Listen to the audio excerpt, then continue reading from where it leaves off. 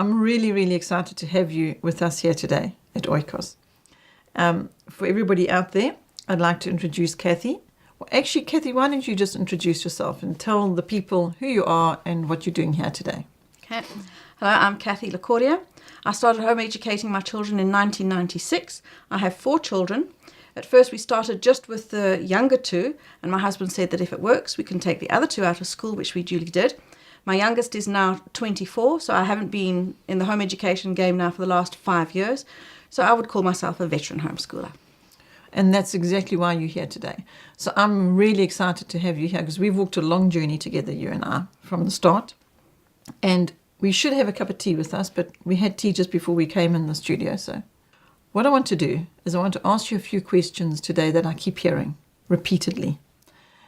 And I just think you are the very ideal person to ask these questions to, considering what you have just shared, your history.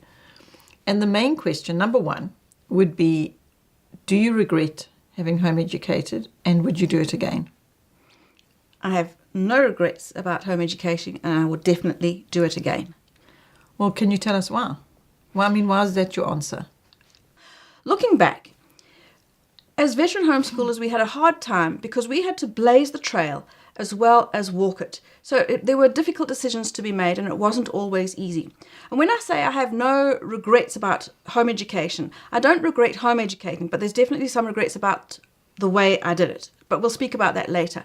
But looking back, the reason why I say I've got no regrets about home education is because my children in the end had a rich education. They learnt from books, they learnt from people, they learnt from places. They had a rich education experience, and I wouldn't take that away from them for anything. It was worthwhile.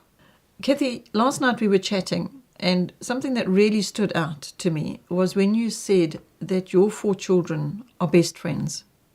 And what you've just said now is that they had rich education. We were talking about education just then.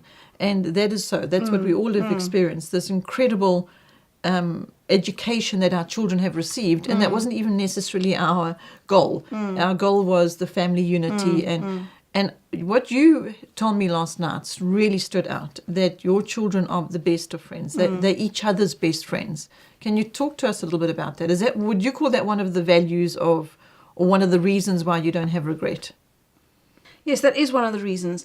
At first, when we started at home, it was very difficult. Their hearts were under a microscope, and what we didn't see while the children were at school is how they treated each other. And when we were working together, they would perhaps snatch a rubber, and I would say, hand that back and ask for it. And we had to deal with all of those issues. But eventually, it got to a stage where they did treat each other well. And now that the children are in their 20s and 30s, they are each other's best friends. They have a unity and a relationship that is worth gold. And I wouldn't take that away from them either. And I'm sure some of my children say that it wasn't home education that did that. They would have been friends anyway. But I believe that it was because they worked and learnt together that they are each other's best friends now. So, Kathy, you've told me now that you haven't had any regrets. And it's been a worthwhile and rich and rewarding experience, home education. Am I to presume from that now then that you wouldn't do anything differently? Okay, let's get it clear. I don't regret home educating my children, but there are regrets in the way that I did it. Oh. And so there are things that I would do differently. Such as? Well, one of the things that I would perhaps do differently is change me, which might not be possible, but hindsight is a wonderful vision. And I can see that there are things... No, the person that I was sometimes not nice. So I was impatient with my children. And sometimes I wasn't entirely with them. So I was distracted by a couple of things. One of the things I was distracted by is because we were the veterans, because we were the leaders in the community, and I fell into a place where I was helping other people to start with home education, I was very often distracted with helping other moms, and I neglected to be there in the moment with my children. So if I were to do things over again, I think I would actually give my children more attention and the other moms less attention. And then and concentrate more on what my children's needs are. The other thing that I did is that I was nervous about what we were going to achieve in the end. Having been a school teacher myself, there was always the school thing in the back of my mind. And so I was in the school box and I had to climb out of it. And I did partially successfully. But there was always this nagging thing in the back of my mind, have I done enough and am I going to be doing it right? So I was always nervous about what I was going to be achieving with my children and what I hoped to do. And I landed up almost, in effect, living in the future. And again, I wasn't enjoying the moment there and then with my children. I was thinking, this is what we're going to do next. This is what I want to achieve. And so I think if I were to do it all over again, I would concentrate on the time that I have then with my children and try and exclude the fears, the nervousness, and the what-ifs, and rather enjoy doing what we are doing and being there in the moment with them. Well, I was going to say to you when you were speaking about that, what would you say to moms now today? That was going to be my next question. Is what would you say to them? What have you got to give the moms out there today? And you've just given that, because you're saying to them, from what I'm hearing, live in the moment today. Don't live in the future. Don't worry about tomorrow. Yeah. In actual fact, that's a biblical principle. Yes. The word tells us, do not worry about tomorrow. And so by worrying about tomorrow, we actually it's not getting us anywhere. Yes. It's not doing us any good. I mean, I also hear parents' hearts say they've been responsible and they've been concerned about their children's future and are they doing the best for them. But from what I'm hearing from you is if you could change something, or if there was some regret in the way you did things, it would be that. Yeah. And so that in itself, I think, is a big encouragement to parents. You see, I think that the thing is to make a decision and stick with it. And we've got to be planning. We've got to be responsible. We can't just leave things to chance. So when I say be with your children in the moment, I'm not saying that you do what you feel like that day. So you plan and you prepare and you decide what you're going to do for the day. But once that decision is made, trust it. So that you've got your plan for the year, or you've got your plan for a semester, whatever the case may be. Maybe it's a plan for a week. But trust it. And then work it out and enjoy that week with your children. Instead of second guessing what you're doing and worrying about, oh, let's get this over and done with because we've got to try something else and we've got to plan something else, or is this going to work? Trust your decisions and allay those fears and just work with what you've got in the moment. And can I ask you as well, is that your children are all adults now, and all that worrying you did about... It didn't help one bit. Exactly. Yeah. And I see them as adults. I see them as best friends. I see them as people that are thriving and doing well in their various different fields. Yes. And so that's what matters to you today, isn't it? Yes. More than what was concerning you and worrying you about the future of their exit into adult life. Correct. Yes. So can you talk a little bit about that? Well, I think there are other things as well that we need to consider. One of them is it's a personality thing. I'm not a finisher. So in my striving to make sure I had all the right things, I often would buy things and get things that I thought, right, this would be good for them. This will round out their education. This will be what we need at the moment. So we start something, but then I'm troubled that, no, hang on, this is a bit of a tangent. So I didn't finish it. And I think that perhaps some of my children have caught that. They're not finishers either. And I think that is another thing that I would change, is I would perhaps do less, buy less, and concentrate on what I had and finish what we've got rather than start something and not finish it. And so that would help.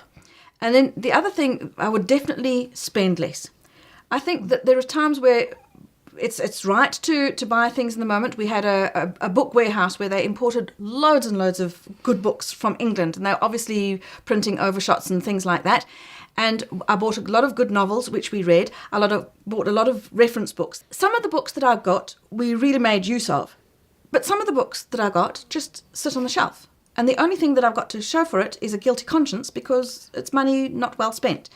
So I think that if I can say anything to the young moms is spend less and use what you've spent your money on rather than thinking that you've got to have this and you've got to have that to give your children a well-rounded education. It doesn't give them a well-rounded education if the books are sitting on the shelf. Exactly. We're constantly reminding people here at Oikos, the people that we support and help, is to simplify. Make it your ambition to lead a quiet life and to simplify. And what you are saying is don't spend more Yeah. than you need. Trim it down. Absolutely. And get the bare essentials, Yes, yes. and then take it from there. Yes. And you often, as you are saying, often people will actually overspend and they'll get a lot more than what they really need. And then they get clutter. Yes. A You little don't while need ago, it. I was speaking to somebody about clutter and saying to her, it sounds to me like your life is just maybe a little too cluttered. And that word really impacted her. And because she identified, actually, I'm gathering clutter. Yeah. And then you can't actually achieve what you could achieve really Yes. in a far more successful way if you didn't have that clutter. So that is really, really good advice, I think, what you're saying to the people, to encourage them to simplify. Yeah. Kathy, you touched on the fact that what you might like to change is yourself in certain ways. I don't think there's anybody that doesn't feel that they can identify with that. All of us feel there's aspects of ourselves that we would like changed for the better. But I also just want to come from the other side of that and say, are we ever really going to make it as far as changing ourselves to be what we want to be? And isn't it just better for us to focus on being more of an example of Christ? Yes. And then also saying to our children when we are not being an example of Christ, now that was not an example of Christ, my impatience or my intolerance of that situation, and just reference ourselves back to Christ all the time. And in that instance, I believe that I've watched you home educating your children. I've watched the years go by, and I've seen that has been your heart. Your heart has always been to be his example and to lead them in the ways of the Lord. Can you talk to us a little bit about that? Yeah, I think that looking back, when I say that I would like to be different with my children, I think it's a question of now looking from the side of Christian maturity. I can see what I am now and how the Lord has grown me and what I was then. And I don't think I could have done it any differently because I didn't have the years of experience. And we can always look back and, when we've got the experience, then we're ready to start. But that's not how it works with parenting. And that's why we're sitting here today, and that's why I asked you to come and chat, Yeah. and that we could do this little production for people. Because as you say, the years of maturity, you've Yes. got something now to give to people. I just don't want the moms to be feeling like in any way that they want to change and they can't, because actually it is just maturity. Maybe there That's are right. some things in the moms that are watching, or parents, moms or dads, that are really agonizing over wanting to change. And the encouragement I would have for them is to take that thing that they're finding that is negative and pray about it and go and call on God and ask for his help and to be his example in that. Because I want to come back to this point, and that is to say to you that God sees your heart. Yes. And that he's always seen your heart. So what you're saying is in that time, maybe you couldn't have changed it. You were doing the best you knew at that time. And even though it might not now, in hindsight, look to you like the best that it could have been, Yes. God saw your heart in it. And your heart was, I really desire to be better at this for my children. And I want to also encourage parents not to strain in their own flesh, not to go at it in themselves all the time and try so hard, because that's where they end up struggling, but rather to pray harder Yes. than try Yes. harder, and actually spend more time in the Word and get that help from the Lord, that he's there really willing to help Yes. them. And that's what it's all about. I would say that another word for home education is mother's quick sanctification, because it's the Lord helping you to be the parent that you want to be. And when you're working with your children reflect who you are, and you see more easily who you are than if your children go away during the day. And so there are times where there and then you have to say to your children, please forgive me, and take it from there. And they see that example. And it's all very well wanting to look back in hindsight and wish that I'd done things differently. But the Lord gave me the grace that I needed at that Exactly. time to do the job that I did. Exactly. And sometimes I got it right and sometimes I got it wrong. But in the end, the Lord sanctified the whole process, and my children are all now out earning a living and doing what they're supposed to be doing. Yeah, this question I hadn't thought about until this very moment. But now I'm going to ask you this question, and that is, do your children know you love them, Kathy? Undoubtedly. Exactly. Isn't that now what makes the Lord smile? Yeah. He knows that your children know you love them. Yes. And there's no question about that. Yes. There's no doubt about you've loved those children. Yes.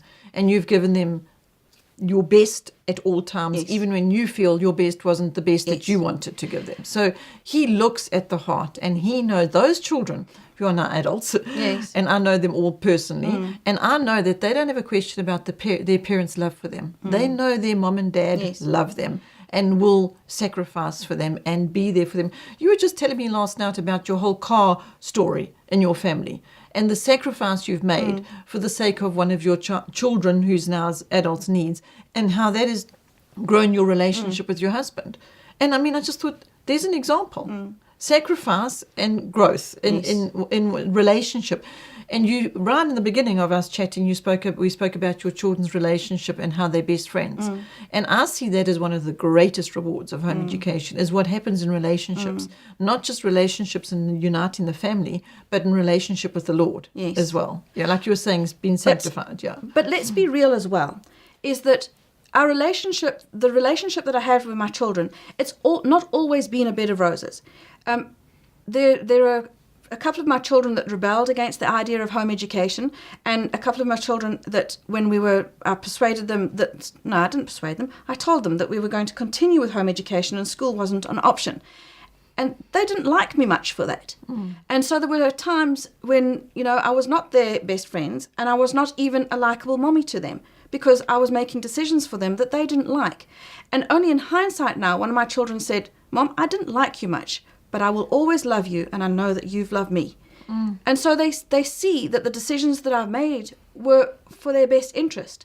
One of my children said, "I'm so glad you home educated me. If you thought I was rebelling at the time of home education, I would have been so much worse at school. Mom, you made the right choices for me." Now that's in hindsight. And so we've grown through that, and we have got a lot of experience under our belts, but the end result is love and respect. Exactly. And other people's end result, what they're looking at and they're asking us about all the time, is what about the certificates? What about the end? What about the matric? What about I know this is a little bit off topic, because I would prefer us to continue talking about love and respect, but this is a really big need and real question in people's hearts. It really concerns home educators that they are doing the right thing by their children if they're not doing the way it is done in the school, and they're bringing their children home and they're doing it differently. It does concern them, because their reference is, for my child to be well educated and for me to be a responsible parent about the education, they must get a matric or they must get a school leaving certificate. I mean, Oikos well enough after all these years that's not the focus that we have. We rather have the focus what we've been talking about. But can you just talk to us about your experience in that, the certification and qualifications of students, children in the home education arena? What is your experience of all that? Well, my eldest daughter managed to get her matric certificate and went on to get a business diploma, and the business diploma didn't help her in any of the businesses that she was working in, so it's not really relevant. And now, actually 10, 12 years later, she still hasn't got the diploma because the college didn't get it right for all her experience that she submitted and all her hours that she submitted. She still hasn't got the certificate. So it's turned out to be useless in the end. My son never got a certificate. He never passed matric. He did some subjects and then broke his finger and chose not to write. So that was the end of that. And he's got other qualifications. So he's learnt plumbing and learnt to do some electrical, learnt air conditioning. He's an entrepreneur of note. Yes, and then he's doing his own business. And I don't know that having an education, or I don't know that having a tertiary education would have made a great deal of difference there either. The experience with my younger two is things were starting to change, and it was getting more and more difficult to get a matric certificate. And we had been, instead of learning for an exam, we were learning. And then all of a sudden they decided, no, they needed to get a matric certificate, and it was a terrible time. All of a sudden they had to learn all of these things for the sake of learning them. And then they had to get their matric, and it was just not an enjoyable time at all. And now in the long run, in the jobs that they have found themselves in, it's all of the other practical experience that has stood the test of time rather than their matric certificates. So both the younger girls went into teaching, one into a special needs school and one into a preschool, and both of them have got a reputation for being the practical Lacordia. So when something needs to be done, ask Carol, ask Janice. They will do it, whether it's fixing a gate, changing a light bulb, or helping with a child. They are able to see the need and they're able to do what they need to do. And that's their home education before they wrote a matric certificate. And do they have teachers' diplomas? No. No. So then how did they get their positions? They did a course through UNISA, which was in early childhood development. And so that's how that qualified Janice to do the preschool. So that was a year-long diploma. And Carol got her job. She was looking for a job and she didn't find one. So I said, go and volunteer. Find something that you can volunteer in. So she went to volunteer, and 3 weeks later she says, I want to be employed. And 3 weeks later, the headmistress said, can we employ you? So that was a fit. And she's worked there for a long while now. It's incredible. So they are following their calling, would you say? Yes. Yes. I don't know that Janice is meant to work with children in the long run. She's just finished 2 years of au pairing in America. And I don't know what the future holds for her, whether she will change tack after having worked with only 2 children instead of a class of children. I don't know whether she's going to go back to teaching. I don't know what her calling is. She's at a crossroads now. She needs to make decisions. Okay, so it's a process. So now I'm sure that people who've been watching this have gained a lot from it already. But would there be one last thing pressing on your heart that you would like to say to them? Like the most important thing to leave them with? I mean, I actually think everything that Katie's shared thus far, I think is important of value. But is there just like the top highlight for you that if you had a moment with a home educating mom, this is what you would say to them? The one thing I would say is that I wouldn't persuade anybody to teach their own children at home, to home educate. But it must be a conviction that comes from the Lord. And that conviction that comes from the Lord is what is going to carry them through. Because there are going to be high times and low times. And if they are convicted that this is the way that the Lord would have them to go, then it will carry them through all of the times. And they will do a good job because the Lord is their guide. And now that was going to be the end of our chat, but I've just now thought of something else. Right. And that is the times in the past where you have been on the edge of thinking that maybe you shouldn't continue with this home education. You recall those times? Yeah, plenty of them. And what helped you to continue in I those absolutely knew that the Lord had called me to do this. I knew that this was something that He had convinced me to do and convicted me to do. It was not my own decision. The Lord convicted me. And it was that constraining when I was thinking of other alternatives. Okay, should we go back to school? Should we find some other way of doing this? Well, we couldn't afford private education, and I couldn't with a clear conscience put the children back into the local public school. But also in the long run, that wasn't what the Lord intended for us. He intended for us to learn at home together as a family, and that's what pulled me through. And so what you're saying, that is the most important thing to you. You know that if a parent has that conviction, that in the tough times and even in the times when they feel tempted to stop doing this, if they have that conviction and they trust and they walk in it, they're going to be okay. Yes. Because you were. Yes. Even in the difficult times, you got through because of that conviction. Yes. Had you not had that conviction and had you not decided that you were going to walk this walk because this is what you felt convicted that God had called you to, the chance of you giving up would have been higher. Yes. Okay. Yes. And it's funny how the desire to change your mind always comes at 2 a.m. You think, have I done enough? What am I doing here? Have I gone mad? There's all these problems. Always at the early hours. And you try and solve everything in the early hours. And in the morning, it's always better anyway. And in the end, if you're going to be obedient to the Lord, you've got to do what He has called you to do. And that takes you through. And you have always done your best at that. That's what our observation has been. So today we are chatting about it because I would like others to know that their best is good enough for God. Yes. Because that's what He looks at. He looks at their heart and He sees that's what He's called them to. That's what He wants for them. And He's smiling on them when He sees them loving each other, respecting one another, when He sees those characteristics of being His example in the home. That's what is ultimately His best. Would you agree? Yes, but if there's one more thing I could add that I would like to have done differently, is perhaps shown my children a vulnerability in that being a school teacher and being fairly organised, I can do things in my own strength. And this is the way it's going to go, and this is the way it's going to be done. And if I could have shown my children that my reliance on the Lord more, instead of just being organized. And so they see an organized mommy who gets things done. Yes, I always got things done, but I wish they could have seen me praying more and relying on the Lord more. I think that's what I would like to change as well. Because but again, it's a question of maturity. That's what I'm doing now. I would like to have done it more in their sight then. But now I've got a question for you. Yes.